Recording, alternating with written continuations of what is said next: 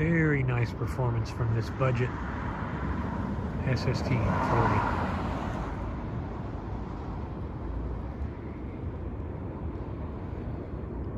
Very nice in the hand. I really like it. Sometimes it's not about the money. Sometimes it's about you see a deal that you like and you decide to take the plunge. So we're going to look at a budget light today, Glare Searchlight SST40. Oh, leave it to our friends the Chinese to come up with some crazy Chinglish. Caving, I guess what does that say? Caving, hunting, exploration, rescue, and fishing. It's got it all. Well, it really doesn't, but it's actually a really good light. All joking aside, this is a great light. It comes with just a basic Android mini USB charger. It's not even the right color. I got it for 40 bucks when the SST40 first came out. I wanted an SST40 thrower, and I was always partial to the Claris G35. So that's what this is a clone of. It's a clone of the Claris G35.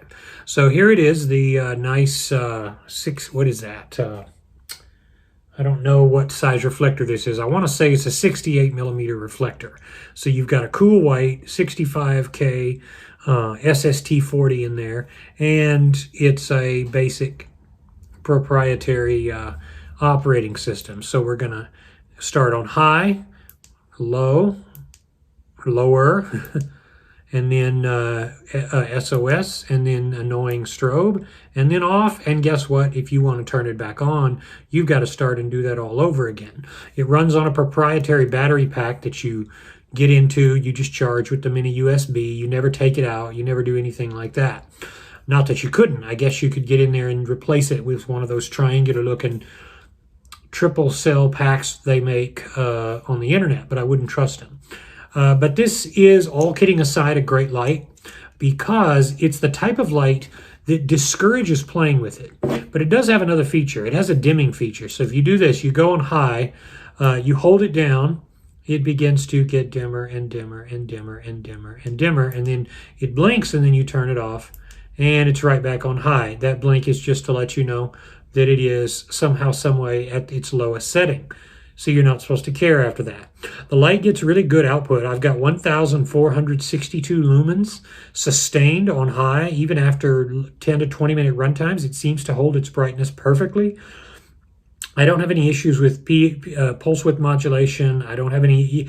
If you do tap it, it does flicker just a bit, but you'd have to kind of tap it fairly hard, and it barely flickers at all. Again, we're dealing with a budget light here. But the real magic of what makes this so good, and the reason I'm even bothering to do a video on it, is because it feels so damn good in the hand. If you'll notice, all the weight is here, not in the head, which a lot of these bigger throwers, they don't do that. So that's what this is so good. And I love a domed profile for throwers. I'm not really partial, unless you're talking about something like an Osram, I'm not partial to the look of, let's say, XHP35 HI, because the beam ends up looking messy and funny. This does not. There are some rings in the beam, but as you're going to see, it's actually a pretty good deal because you're getting a great useful beam and about 740 meters of range, which is super duper useful. It's not a pencil beam. That's not what you're going for here. What you're going for is practicality and the fact that it's a type of bright light that you can actually loan to a friend and not care too much about because it's just something that costs 40 bucks off of eBay. So that will do it for now. We're going to take it outside. So here we go. We're going to start with a basic wall shot, high beam, a little bit of artifacts, but it looks characteristic of slight discoloration in the immediate beam nipple, if you will, the little design on the side there, but you really don't care about that. There's a few extra rings in the outer part you can see, but you don't think about it in practical use. So now we're going to go down to the next lowest mode, still very useful, and then the lower mode, and then SOS. Yes, I know, you're probably never going to use it. Strobe, you're really going to hope you never use it because it's annoying. And then you're off, ready to annoy you, to make you go through the modes the next time you use it. However, there's another way to hold it down and turn it off immediately. We're on high, we're going to hold it down for about 3.5 seconds, and then you turn it off, then you can turn it back on. Now that is annoying, but it is one of the least bit of problems that you have. So let's head to the tree.